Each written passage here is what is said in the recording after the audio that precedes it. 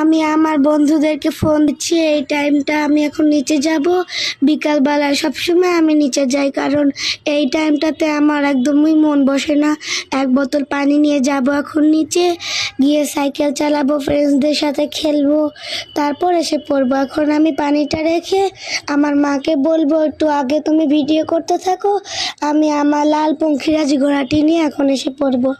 এসে তারপর আমি চালাবো সাইকেলটা, ততক্ষণ আমার মা একটু ভিডিও করুক। আমি তোমার জন্য ওয়েট করছি। শাম্মু, কোথায় তুমি?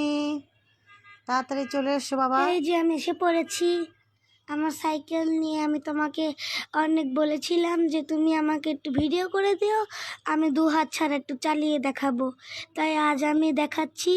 এইভাবে আমি একটু একটু করে শিখবো। আমার মা আমাকে প্রত্যেক দিন বকা দিত যে এইভাবে চালিও না, কিন্তু আমার পছন্দ, আমি সবসময় চালাই। যখন তোমার হাত ভাঙবে তখন মজা বুঝবে।